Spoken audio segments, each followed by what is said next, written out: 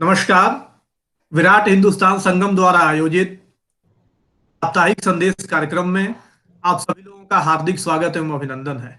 पिछले कुछ दिनों से कुछ टेक्निकल ग्लिच के चलते हम लोग इस कार्यक्रम को प्रसारित नहीं कर पा रहे थे, लेकिन आज फिर से हम इस कार्यक्रम में संशोधन ये है कि अब ये कार्यक्रम fourth Sunday, every month fourth Sunday को प्रसारित किया जाएगा हमारे यूट्यूब चैनल पर। आज के इस संदेश कार्यक्रम का विषय है राम राज्य एक सुशासन के मॉडल के रूप में।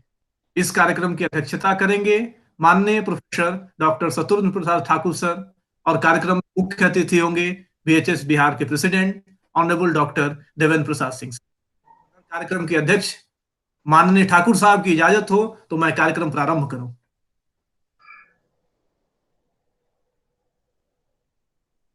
बहुत बहुत धन्यवाद सर। बिना समय गंवाए मैं वीएचएस बिहार के माननीय अध्यक्ष महोदय से निवेदन करता हूं कि वो अपना वक्तव्य प्रारंभ करें। माननीय अध्यक्ष जी। बहुत धन्यवाद। सबको नमस्कार। जैसा कि श्रीमान आशीष कुमार राय जी ने बताया कि हम लोग विराट हिंदुस्तान संगम बिहार शाखा की तरफ से साप्ताहिक संदेश का कार्यक्रम का आयोजन करते रहे हैं, लेकिन इस कार्यक्रम में एक संशोधन किया गया है। अब यह कार्यक्रम हर सप्ताह के बजाय अब हर महीना के चौथे संडे को होगा 6 बजे, और इसमें विराट हिंदुस्तान संगम बिहार शाखा अपने संदेश का प्रसारण करता है। तो आज संदेश का कार्यक्रम है, विषय है राम राज्य सुशासन के मॉडल के रूप में। जैसा कि हम सबको ज्ञात है कि विराट हिंदुस्तान संगम के 5 आयाम हैं, और इन 5 आयामों के ही इर्द गिर्द इस संगठन का कार्यक्रम केंद्रित है, आधारित है। पहला आयाम है एक भारतीय की पहचान का पुनरावेशन। दूसरा आयाम है सत्य भारतीय इतिहास का प्रस्तुतिकरण। तीसरा आयाम है संस्कृत का संपर्क भाषा के रूप में विकास। और चौथा आयाम है समग्र मानव दर्शन एक आर्थिक दर्शन के रूप में। और पांचवा आयाम है राम राज्य सुशासन के मॉडल के रूप में। तो पहले के कार्यक्रमों में, संदेश के कार्यक्रमों में, हम लोगों ने विराट हिंदुस्तान संगम के बाकी 4 आयामों का चर्चा किया है, और आज ये 5वां आयाम राम राज्य एक सुशासन के मॉडल के रूप में। तो विराट हिंदुस्तान संगम का की यह मानना है कि सुशासन का जो मॉडल है वह राम राज्य ही हो सकता है। राम राज्य is the model of good governance. आज गुड गवर्नेंस की बात होती है, और गुड गवर्नेंस का कोई एग्जाम्पल अगर है, उदाहरण अगर है, तो भारतीय इतिहास में राम राज्य है। राम राज्य के अलावा यहाँ पर गुड गवर्नेंस की कोई ऐसा उदाहरण नहीं मिलता है। इसलिए आज भी राम राज्य ही सुशासन के मॉडल के रूप में मान्यता प्राप्त है। और विराट हिंदुस्तान संगम की यह मान्यता है कि एक ऐसी व्यवस्था, एक ऐसी सरकार की स्थापना हो जिसके सुशासन का मॉडल राम राज्य हो। तो राम राज्य कोई हम लोग की कोई धार्मिक मान्यता नहीं है।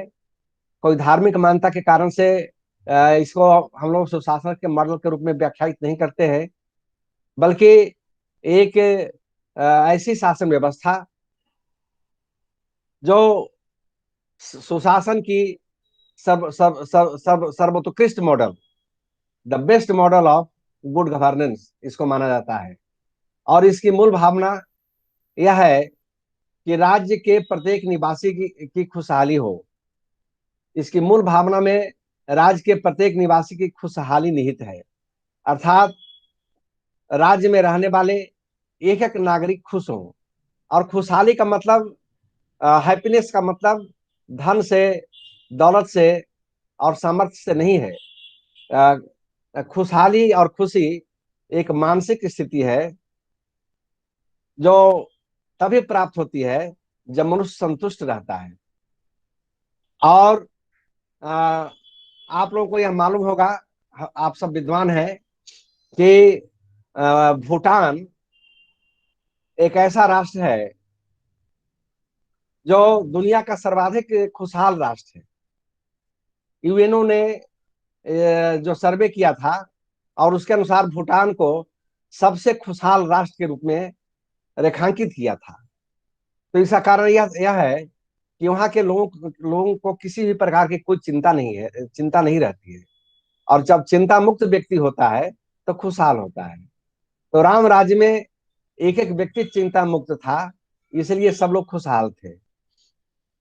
तो राम राज्य सुशासन के मॉडल के रूप में इसलिए हमारे हमारे मान्यता में है, क्योंकि इसमें प्रत्येक नागरिक की खुशहाली निहित है। और इस संदर्भ में महाकवि तुलसीदास ने कहा है कि दैहिक दैविक भौतिक तापा, राम राज्य का हूं नहीं व्यापा। तो सिर्फ एक एक दोहा के माध्यम से तुलसी महाकवि तुलसीदास जी ने राम राज्य और सुशासन को व्याख्यायित कर दिया है कि राम राज्य एक ऐसी शासन व्यवस्था थी कि जिसमें वहां के किसी भी नागरिक को न तो दैहिक कष्ट था, न दैविक कष्ट था, और न भौतिक कष्ट था। और सब लोग खुशहाल थे, किसी भी प्रकार के संताप से और संत्रास से मुक्त थे। और इसकी विपरीत स्थिति के लिए तुलसीदास जी ने कहा है कि जाहि राज्य प्रिय प्रजा दुखारी, सो नृप हो ही नरक अधिकारी। कि जिस राजा के राज्य में प्रजा किसी भी प्रकार से प्रजा को दुख है, तो वह राजा नरक का अधिकारी होता है। क्योंकि यह स्थिति सुशासन के विपरीत की स्थिति है। जब राज्य के किसी भी नागरिक को किसी भी प्रकार का कष्ट हो जाए, तो इसका मतलब कि वहां खुशहाली नहीं है। और नागरिक की खुशहाली की जिम्मेवारी राजा को होती है। वहां का जो शासक है होता है, उसको वहां के नागरिक के खुशहाली की जिम्मेवारी होती है। और उसका यह कर्तव्य होता है कि ऐसी शासन व्यवस्था स्थापित की जाए जिसमें वहां के नागरिक को किसी भी प्रकार का कष्ट नहीं हो, किसी भी प्रकार से वह दुखी नहीं हो, अर्थात हर प्रकार से वह खुशहाल हो। और तुलसीदास जी ने अपने राम राज्य के वर्णन के क्रम में बहुत विस्तार से इसका चर्चा किया है। और उन्होंने कहा है कि राम राज्य में ऐसी व्यवस्था थी कि वहां के समस्त जीव जगत एवं वनस्पति जगत खुशहाल थे। एक एक जीव और एक एक जंतु और एक एक वनस्पति खुशहाल थे। अर्थात जीवों का संरक्षण, वनस्पतियों का संरक्षण राम राज्य में होता था। और आज पर्यावरण अवनयन की बात होती है, पारिस्थितिकी अवमूल्यन की बात होती है। तो इसलिए कि अपने अपने पर्यावरण के जीव जंतुओं का, अपने पर्यावरण की पारिस्थितिकी का विनाश किया है, उनका संरक्षण नहीं किया है। लेकिन राम राज्य में एक एक जीव जंतु और एक एक वनस्पति, एक एक प्राणी, एक एक वनस्पति जगत की संरक्षण की बात होती थी। मनुष्य के कौन कहे, मनुष्य तो को पूरी तरह से खुशहाल रखने का प्रयास होता ही था। एक एक जीव जंतु, हर जंतु, हर वनस्पति को खुश रखने का, अर्थात उनको संरक्षित करने का प्रयास होता था।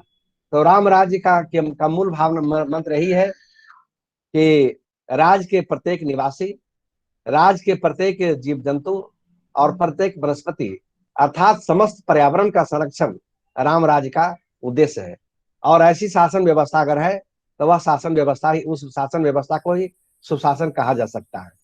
इसलिए विराट हिंदुस्तान संगम की यह मान्यता है कि सुशासन का जो सर्वोत्कृष्ट मॉडल है वह राम राज्य ही है। और राम राज्य जैसे सुशासन की स्थापना के लिए विराट हिंदुस्तान संगम लगातार प्रयास कर रहा है। डॉक्टर सुब्रमण्यम स्वामी लगातार इसी प्रयास में लगे हुए हैं कि जो यह सुशासन का मॉडल है राम राज्य के रूप में, उसी प्रकार के शासन व्यवस्था की, उसी प्रकार की समाज व्यवस्था की, उसी प्रकार के प्रशासकीय व्यवस्था की स्थापना हो सके, ऐसा शासन व्यवस्था कायम हो सके। और सचमुच ही अगर ऐसा हो सका जिसमें समस्त प्राणी जगत, समस्त वनस्पति जगत और वहाँ के समस्त नागरिकों के सुख और खुशहाली का ध्यान दिया गया, तो तभी वह स्थिति होगी, उत्पन्न होगी कि भारत एक बार फिर से विश्व का धर्मगुरु बन सकता है। और भूतकाल में अगर भारत विश्व का गुरु था, धर्मगुरु था, और सोने की अगर चिड़िया थी भारत, तो इसलिए कि यहाँ के शासन व्यवस्था में शोषण नहीं था, दोहन नहीं था, और किसी प्रकार से किसी व्यक्ति को कष्ट देने का कोई प्रयास नहीं होता था। इसलिए विराट हिंदुस्तान संगम का यह जो 5 आयाम है, इसमें आखिरी आयाम है और सर्वाधिक महत्वपूर्ण आयाम है कि राम राज सुशासन के मॉडल के रूप में स्थापित हो, और इसके लिए हम लोगों को प्रयास करना है। तो बहुत धन्यवाद। मुख्य रूप से राम राज्य सुशासन के मॉडल के रूप में, अब इससे ज्यादा क्या कहा जा सकता है, बहुत कुछ कहा जा सकता है, लेकिन संदेश में ज्यादा क्या कहने की आवश्यकता है, यह तो केवल संदेश है। इसलिए एक बार फिर हम कह सकते हैं कि हमारी मान्यता है और हमारा प्रयास होना चाहिए कि देश में, और न केवल देश में बल्कि संपूर्ण विश्व में सुशासन की स्थापना हो, गुड गवर्नेंस की स्थापना हो, पूरा समाज शोषण मुक्त हो, पूरा समाज कष्ट मुक्त हो, और सबों को समान अधिकार मिले, जीने का, बढ़ने का समान अवसर प्रदान हो। और अगर ऐसा हो सका तो एक बार फिर से राम राज्य स्थापित होगा। और अगर एक बार भारत में राम राज्य स्थापित हो सका तो भारत एक बार फिर से विश्व गुरु बन सकता है, धर्म गुरु बन सकता है। धन्यवाद, नमस्कार। बहुत बहुत धन्यवाद माननीय प्रदेश अध्यक्ष महोदय, आपका। कार्यक्रम आगे बढ़ाते हैं, और इस कार्यक्रम की अध्यक्षता कर रहे माननीय एसपी ठाकुर साहब से मैं निवेदन करता हूं कि वो आज की इस संदेश कार्यक्रम के में अध्यक्षीय अभिभाषण प्रस्तुत करने की कृपा करें। माननीय। आदरणीय देवेंद्र बाबू, विराट हिंदू संघ के मानद अध्यक्ष, बिहार प्रांत के, आपके सत्प्रयास से यह कार्यक्रम चल रहा है और आपके सत्प्रयास से सब लोग बिहार में जुड़ते जा रहे हैं। उसके बिल्कुल उत्साही और सफल संचालक मान्यवर आशीष जी, अन्य इसके सहकर्मी बंधु, आज का विषय बड़ा मनोहर विषय, सार्थक विषय, समयोपयोगी विषय है। वैसे तो इसके 5 आयाम में यह एक प्रमुख आयाम है, इसलिए इसकी चर्चा समीचीन है, किंतु यह विषय तो जन जन का विषय है, राम राज्य और सुशासन। अभी देवेंद्र बाबू ने बहुत अच्छे ढंग से उस पर प्रकाश डाला, और राम राज्य के बारे में तो जैसे कहा जाता है कि हरि अनंत हरि कथा अनंता, वैसे राम राज्य के बारे में बोलने का कोई अंत नहीं है। इसका जो सार्थक संदेश है उसमें अनेक बातें देखने को मिलेंगी। राम के राज्य में का मुख्य एक उद्देश्य था, परहित सरिस धर्म नहीं भाई, नहीं पीरासम पर पीरासम नहीं अधमाई। जहां किसी दूसरे को किसी प्रकार का कष्ट, क्लेश, पीड़ा नहीं हो तो वह राज्य सुखी कहलाएगा। और इस दृष्टि से, और परहित सरिस धर्म नहीं भाई, दूसरे का हित ही अपना सबसे बड़ा लक्ष्य है, सबसे बड़ा हित है, यह मानकर चलने वाला राजा राज्य में लोकप्रिय होता है, आदर्श राजा कहलाता है।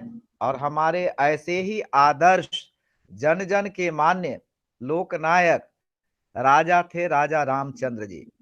रामचंद्र जी के बारे में कहा जाता है कि कहीं से कहा नहीं जाता है, जो वर्णन महाकवि तुलसीदास जी ने किया है या उत्तर रामायण के लेखक भवभूति ने किया है या फिर वाल्मीकि रामायण में इसका जो वर्णन आता है, उस सब में राजा बाद में हुए हैं, लेकिन एक आदर्श पुत्र, एक आदर्श पति, एक आदर्श भाई, एक आदर्श शिष्य के रूप में अच्छे राजा के लक्षण दृष्टिगोचर होते हैं। और इस दृष्टि से देखें तो उनके जैसे कहते हैं कि होनहार वीरवान के होत चीकने पार, वो क्या करने वाले थे इसकी झलक तो उनके वनगमन में ही मिलती है। अध्यात्म रामायण में चर्चा है कि रामचंद्र जी जब वन जाने को तैयार हुए तो उनके पिता चक्रवर्ती सम्राट दशरथ जी ने उनसे कहा कि तुम्हारे साथ चतुरंगिनी सेना जाएगी। फिर राम ने कहा कि अगर सेना से ही काम होना होता तो गुरुवर विश्वामित्र मुझे बुलाने क्यों आते, इसलिए सेना की जरूरत नहीं है। फिर उन्होंने कहा कि तुम्हारे अपने रक्षक तुम्हारे साथ जाएंगे। तब उन्होंने कहा कि तपस्वियों के बीच में जो अपनी रक्षा नहीं कर सकेगा वो गुरुदेव की रक्षा कैसे करेगा। यानी यह सोच, और इस तरह से वह वन में जाते हैं और वन में सारी बातें वह पहले ही दृष्टिगोचर हो जाती है कि वो कैसे राजा बनेंगे। जे न मित्र दुख हो ही दुखारी, तिन्ही बिलोकत पातक भारी। कि जो मित्र के दुख से दुखी नहीं हो वो महानरक में जाने वाला पात्र है। अब उनकी मित्रता भी देखें आप कि ये जब राजा नहीं बन, युवराज के रूप में घोषित होने वाले थे और जब वह नहीं बने और उनको वनवास मिला तो उस काल में उनका देखिए कि किस प्रकार से उन्होंने व्यवहार किया। वहां जाकर उन्होंने बाली अपने छोटे भाई की पत्नी को बलपूर्वक रख लिया था और सुग्रीव मारा मारा फिर रहा था। आज के चतुर लोगों की तरह से अगर राम होते तो बाली बहुत बड़ा बलि था और उससे सारे राक्षस डरते थे। रावण के बारे में भी कहा जाता है कि वह रावण को अपने बगल में दबा कर रखा। बगल में दबाने का मतलब होगा कि रावण भी अगले 6 महीने तक उसके खिलाफ कुछ नहीं बोला जब तक उसके नियंत्रण में रहा। तो ऐसा महाबली बाली के खिलाफ भी इसलिए राम लड़े और उसको मारे क्योंकि वह भाई की पत्नी का हरण किए हुए था, है ना। और उसने पूछा भी है तो उसका सम्यक जवाब भी उन्होंने दिया। फिर रावण जिसने स्वयं उनकी पत्नी माता जानकी का हरण किया था उसके लिए भी उन्होंने क्या व्यवस्था रखी, गए लड़े, लेकिन अयोध्या से सेना नहीं मंगवाई। वह वहां रहकर कहीं किसी राजा से, अपने ननिहाल से, अपने ममहर से सेना नहीं मंगवाए। किया क्या, जन सामान्य जो था, जिनको कोल भील या वनवासी कहते हैं, ऐसे समाज का साथ लिया और साथ लेकर उनको संगठित किया। उनका आत्मविश्वास जो था उसका लाभ उठाया और फिर उसके सहारे लंका पर चढ़ाई की और फिर उसी के साथ लड़ते हुए रावण का, जैसे महाप्रतापी बलशाली महाबुद्धिमान रावण का नाश किया। लेकिन उसके बाद भी कैसे राजा थे, निर्लोभी राजा के लड़के थे। और यह भी था कि इसके बाद अब लौटने पर फिर पुनः अयोध्या के राजा बनेंगे। तो विभीषण जब लंकाधिपति रावण को समाप्त किए तो वहां से चलने से पहले विभीषण को उसका राज्याभिषेक करने की तैयारी में थे। लक्ष्मण को कहा कि जाकर विभीषण का राज्याभिषेक कर दीजिए। लक्ष्मण कहते हैं कि क्या भैया आप क्या सोच रहे हैं, भरत अयोध्या में रहते रहते राजा राज्य का लोभ हो गया होगा, इसलिए वहां जाके फिर लड़ाई लड़नी होगी, इसलिए अच्छा यह होगा कि आप अपने बाहुबल से लंका पर विजय प्राप्त की है आपने, इसलिए इस सोने की लंका में रहिए। तो वाल्मीकि रामायण की पंक्ति है कि अपि स्वर्णमयी लंका न में लक्ष्मण रोचते, एव लक्ष्मण यह सोने की लंका मुझे जरा भी नहीं रुचती है। और उन्होंने लंका का राज्य विभीषण को दिया, लंकाधिपति विभीषण को बनाया। तो इस प्रकार हम देखते हैं कि राजा जब होने जा रहे हैं उसमें उनके सम्मान में जब वह अपने से अर्जित जो मित्र हो सकता है ऐसे लोगों की एक बड़ी जमात लेकर अयोध्या पहुंचते हैं और अयोध्या में राजा बनते हैं। राजा बनने पर जैसा बताया कि उनके राज्य की जो सुव्यवस्था थी उसके बारे में देवेंद्र बाबू ने बताया पहले ही कि उसमें पंक्ति है राम राज्य का वर्णन जहां है कि राम राज्य बैठे त्रैलोका हर्षित भये गए सब शोका, है ना। वहां कोई किसी प्रकार का दुख नहीं था, किसी प्रकार का कोई संताप नहीं, कोई कष्ट नहीं। तो ऐसे राजा, और उसका कारण क्या था कि मुखिया मुख सो चाहिए खान पान सब एक, कि जो प्रमुख हो वह अपनी जनता से उसकी दूरी नहीं हो। तो राम ने तो इसका सिक्का वन में ही स्थापित कर दिया था कि अपने लोगों से कितने निकट आत्मीय वह रहते थे और एक एक को इस प्रेम की कड़ी में जोड़ते चले गए और वे उनके मुरीद, उनके दास बनते चले गए। तो सुग्रीव हो, हनुमान हो, अंगद हो, वो विभीषण हो, ऐसे एक से एक लोग, और जो उपकार किया हो उसका किस तरह गुणगान किया जाए, यह हम जटायु के श्राद्ध के क्रम में देखते हैं कि उनकी गोद में उनकी मृत्यु हुई और जटायु का स्वयं संस्कार भगवान राम ने किया।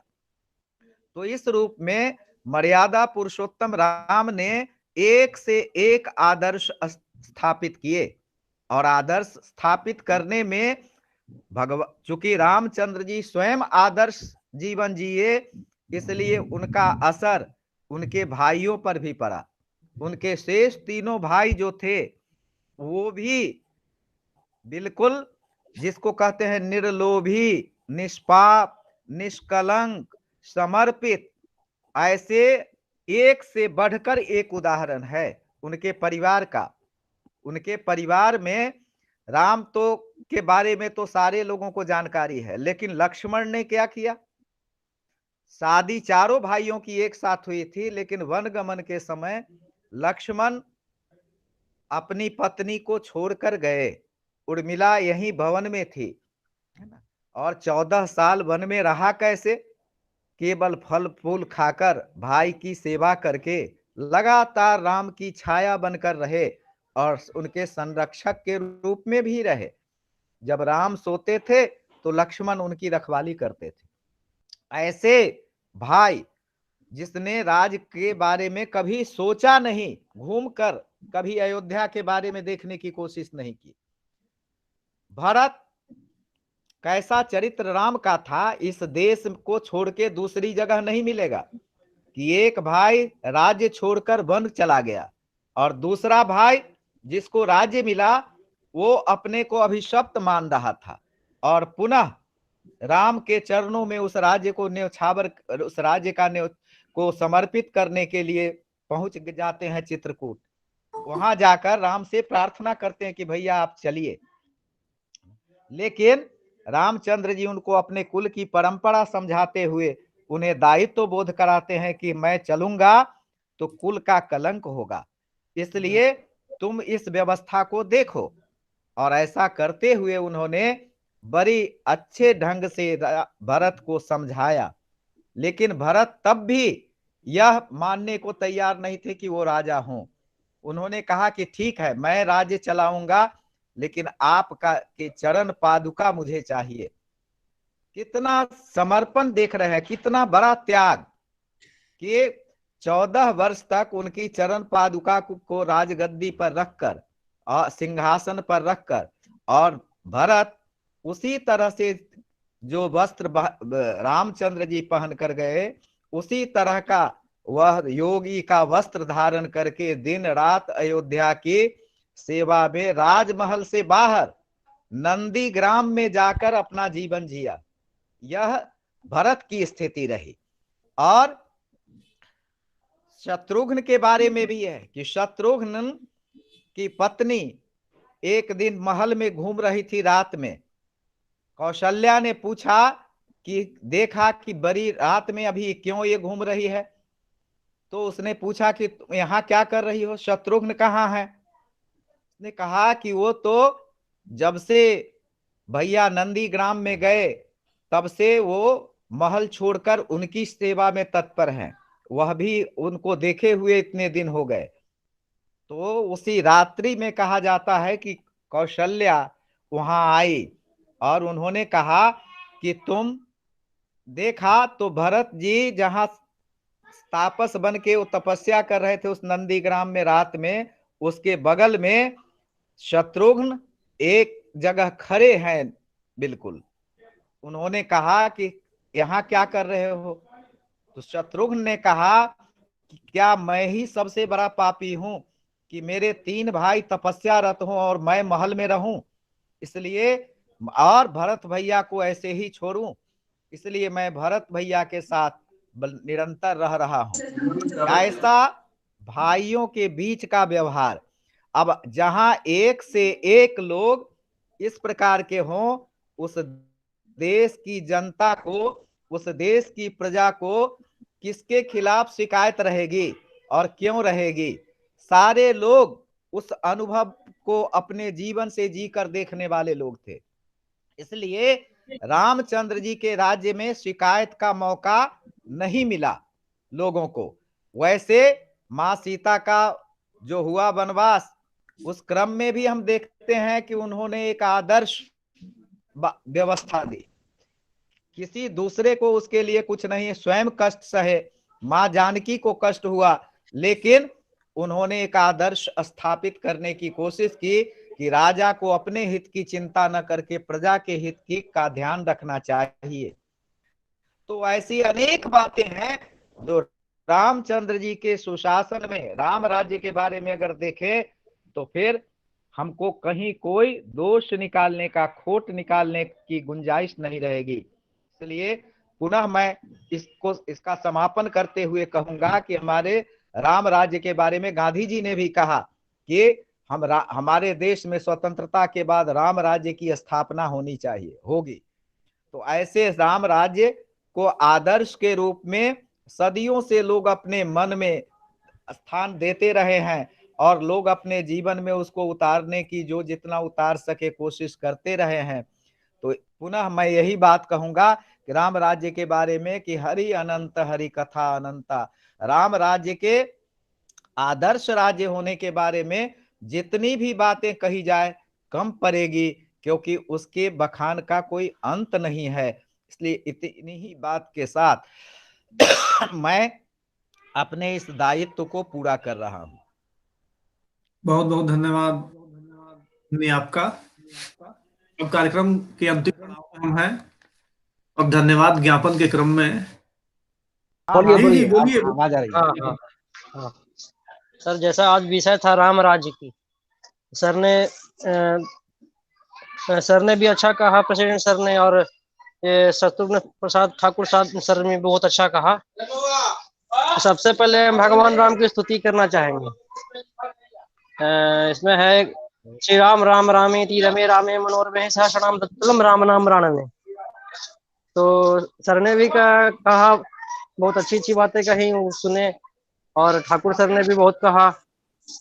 तो रामराज्य तो सर लगे हुए ही हैं, स्वामी जी भी लगे हैं, मोदी जी भी लगे हैं, हम लोग भी लगे हुए हैं। अब देखिए सर कितने दिन में रामराज्य आता है। तो बहुत अच्छा लगा सर, ज्ञान हम लोग को कुछ जानते थे, कुछ सर आप लोग से ज्ञान मिला। और जो भी सर अच्छा है इसी तरह चलते रहे, जो हम लोग की मनोकामना है, जो हम लोग का मोटिव है सर, वो इसी तरह पूरा हो जाए। जो हमारी संगठन की सोच है वो भी पूरा हो जाए सर, इसी में सबकी भलाई है। इसलिए सर को बहुत धन्यवाद करना चाहेंगे कि अच्छा कि आपने हम लोगों को ये ज्ञान दिया, इसके लिए धन्यवाद। आपको भी बहुत बहुत धन्यवाद। हाँ हाँ कार्यक्रम के अध्यक्ष माननीय ठाकुर साहब की इजाजत हो तो कार्यक्रम समाप्ति की मैं घोषणा करूं। हाँ हाँ, इजाजत है। बहुत बहुत धन्यवाद सर आपका। फिर अगले माह में हमारी मुलाकात होगी चौथे शनिवार को, चौथे रविवार को। तब तक के लिए नमस्कार। नमस्कार। नमस्कार। धन्यवाद जी, नमस्कार।